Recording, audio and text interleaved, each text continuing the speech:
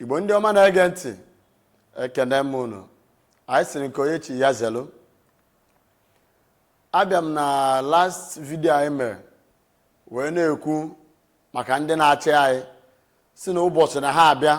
mbọsị ọ ga-abụ afọ ebe gọvanọ yi singlet na bọsas na-agba ọsọ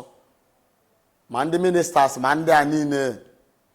eresi nju wee na-ekwu ya bụ na emetogo anyị too much and that thing na-emezi anyị affect. Abịa ndị gọọmenti kwesịrị na-echekwa anyị echekwa, ọ bụrụ ha na-egbu anyị egbu, ọ bụrụ ha bụzi eji anyị eme biznes. Oke, na ya na-eme anyị na this south east ndị federal bụ ha n'aya fụna anyị unite na ama na oweri anyị na-ama mme unu ọ bụla anyị ncha niile dụkọ ọnụ abịa tinye ọgba aghara. Etinye ọgba aghara onye nke a na-adọwa nne onye nke a na-adọwa nne ya and ewegoro ihe niile a na-adị na-anyị megide onye ọbụla dịzi uchu iweta ego, onye ọbụla chọrọ ka ya karịwa nne ya. Ewozie dịka na mmadụ bụkwa ofu, owozie chọrọ ịma ụdị ihe a nọọ ego one ka iji akụ na ụba one ka iwe, anụ one ka igo, ụlọ one ka iwe, investment one ka ime, agbazie ọkịka karịa ebe ọbụla. Na enwekwara ndị be anyị na-ewere ebe ọ gbarụ ndị Abia steeti na ndị Anambra, ịmakwa na owe ebe iche akọmpe oyi Imo na oyi Enugu, ịmakwa na ịbụ onye Abakaliki ihe aka onye ọbụla na-azọzi lụfuzie ihe ahụ bụ that Igbo-ness. And ọ na-eme anyị abịazie n'ihe ọchịchị ewu ihe ekwesịrị iwefute somebody side a onye ọbụla na-azọ ka ọ bụrụ ya na ọ ga-abụ onye nke mgbe ha afọ ha bịa fụ na ejikọrọ ọnụ abịa tinye ọgba aghara azọwazie detin ha ejiziri aka ha bịakwutezi ofu onye si ya na anyị ga-eme ukwe ka ọ bụrụ gịwa ga-abụ ihe a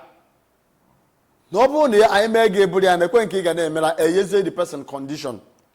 the person wee kweta and o kweta ya na condition ahụ eye ya onye bụ na efe onye gbago Abuja hụ na-ezuzu maka na gịnị eyere ya condition ama na ọ bụ the people's choice mana ahịa condition were ma lawyer ma police ma ihe niile so the person were ma ndị INEC chụta onye ahụ dịshọ na a ga-eti ya mana ọ sign go ega condition ihe ọ na-eme oruzi ebe ahụ ọ na-eme ka oyi iberibe brain ya atọ nze dịka atụrụ maka na gịnị mee anyị ejikọrọ uwe anyị ọnụ. Mana ọ bụrụ na adị etinyela anyị ọgba aghara n'ime anyị wefute onye ga-ejije represent onye ahụ ji ebe ahụ ọmanya ya na-ejije nọchite anya ndị a manụ ọ maka wa own good ka o ji wee nọrọ ebe ahụ wee na-asị o bikonu na ọ bụrụ na ndị be anyị tete tata na ọka bụ gboo ndị nna gwa ya nọ mostly the youth, ndị nna nna anyị ha atara egokwe, ndị papa anyị ha atara egokwe, ndị nke nọ kịta atara egokwe gba mbọ ha ga-agbatawu. Mana ọ bụ na ndị afa eruo to this extent ka esi ka ọ ga-adị anyị wa na ọ bụ na anyị were aka anụwa gaba anyị wee na-ekwu maka unity ka onye Igbo ọbụla ebe ọbụla isi wee fụwa nne gị ka ị mara na onye Igbo for the fact na onye Igbo love that person, for the fact na onye Igbo onwe ihe ọma ime ị ga-emere ya mere ya, for the fact na onye Igbo ọ bụ na o ji gị nnukwu ụgwọ ịfụkwa na aka adịrị ya ndị ịkarịrị ego ahụ iwepụrụ ya ụfọdụ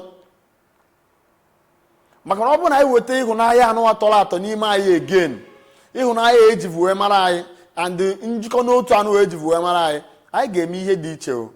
Anyị ka ga-restore the glory of the Igbos maka na akpụghị ya n'ala.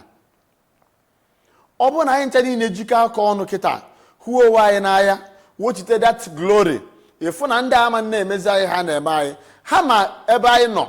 ama na anyị bịa ndị gụrụ akwụkwọ na be anyị pụta abịa na haus ha na-ekwu okwu ị ga-ama na onye Igbo na-ekwu okwu.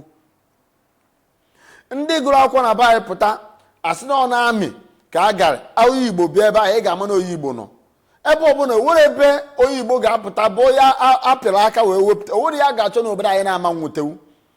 mana ha dị ụtọ na ha mana anyị ga-emewu ya ha bịa si etinye ọgbaghara n'ime anyị chọta onye na-ewuru ụdị ihe ọma ewere ya tinye de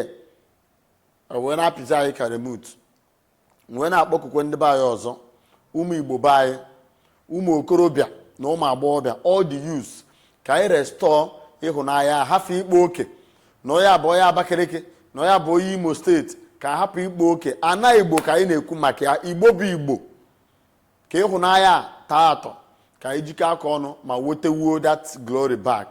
Udo dịkwara onye ọbụla chọrọ udo ma matakwa na ka onye si eme ka ekwesị akpa ya.